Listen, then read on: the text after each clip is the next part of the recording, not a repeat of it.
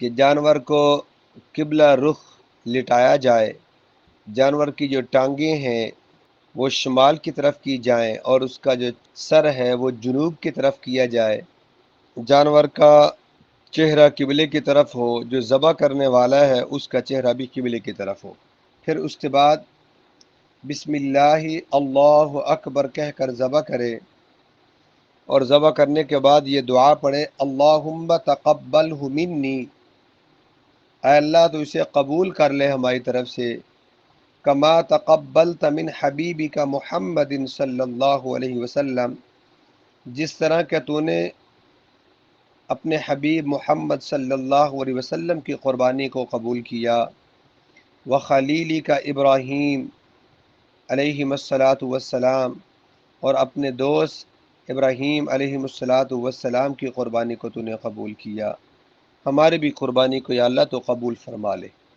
قربانی کے مختلف مسائل جو ہیں وہ چل رہے ہیں۔ قربانی کی فضیلت، آج ہم پڑھیں گے قربانی کی فضیلت۔ قربانی کا بہت زیادہ ثواب ہے۔ میرے اور آپ کے آقا رسول اللہ سب کہہ دیا کریں صلی اللہ علیہ وسلم نے فرمایا، قربانی کے دنوں میں قربانی سے زیادہ اور کوئی چیز اللہ تعالیٰ کو پسند نہیں ہے۔ ان دنوں میں یہ نیک کام سب نیکیوں سے بڑھ کر ہے۔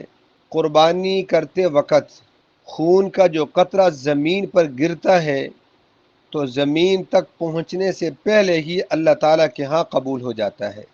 اس لیے قربانی ہمیں خوب خوشی کے ساتھ دل کھول کر کرنی چاہیے کہ یہ اللہ کے ہاں قبول ہو رہی ہے۔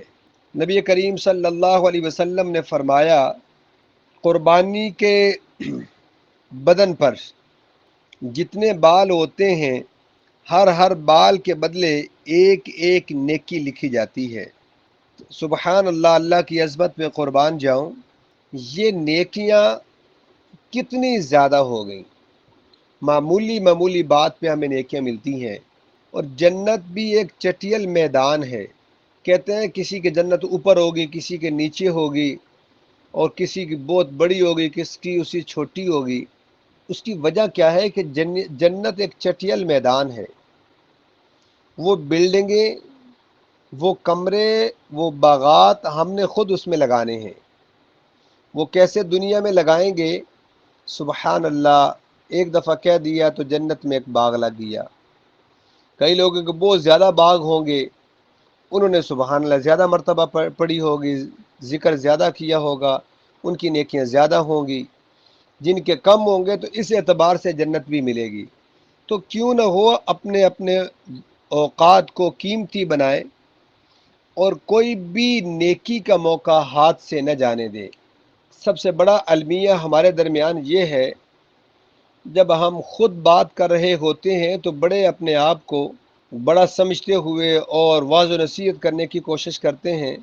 سب سے پہلے تو میں اپنی بات کر رہا ہوں، اور اس کے بعد پھر ہم یہ کہہ رہے ہوتے ہیں فلاں ایسا ہے، فلاں ایسا ہے۔ فلاں تو ایسے ویسے ہیں، اس سے بڑھ کر تو ہم خود ہیں کہ ہم خود جو کسی کے بارے میں یہ بات کر رہے ہیں کہ فلاں ایسا ہے، فلاں ایسا ہے۔ اگر ہم خود اچھے بن جائیں تو ہمیں فلاں کے کہنے کی ضرورت ہی نہیں پڑے گی۔ اللہ تعالیٰ عمل کرنے کی توفیق عطا فرمائے۔ اس لیے قربانی کیا عورت بھی کر سکتی ہے کہ نہیں؟ یعنی عورت کا حصہ تو آلریڈی ہو سکتا ہے، لیکن قربانی ذبح کرنے کی بات کر رہا ہوں۔ قربانی کا جو جانور ہے وہ عورت بھی ذبح کر سکتی ہے تو نہیں؟ بالکل، عورت بھی جانور ذبح کر سکتی ہے اگر اسے ذبح کرنے کا طریقہ آتا ہو۔ اسی طرح دو بھائیوں نے، ان کے پاس پیسے نہیں تھے، مل کر حصہ رکھ لیا۔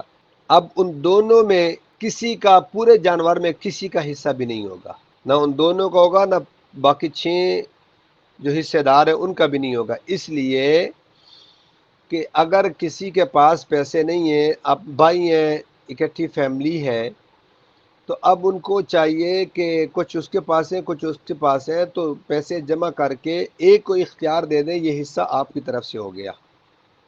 چھوٹا بڑے کو دے دے یا بڑا چھوٹے کو دے دے، تو کسی ایک کی طرف سے حصہ کر لینا یہ بہتر ہے اس سے قربانی ہو سکتی ہے، قربانی کے حصے کو ڈیوائڈ نہیں کیا جا سکتا کہ آدھا حصہ میرا ہوگا آدھا آپ کا ہوگا۔ بہت پیارے دن آ رہے ہیں، ان کی قدر کرنے والا بنائے، اور اس قربانی کو جو کر رہے ہیں اللہ تعالیٰ ان کی قبول فرمائے، پایا تکمیل تک پہنچائے۔ جو نہیں کر رہے اللہ ان کو ہمت دے، توفیق دے، آسانیاں ان کے لیے پیدا کرے کہ وہ بھی قربانی کر سکیں، وہ بھی خوشیاں دوسروں کے ساتھ اپنی کر سکیں۔ اللہ تعالیٰ عمل کی توفیق عطا فرمائے۔ وآخر دعوانا ان الحمد للہ رب العالمین۔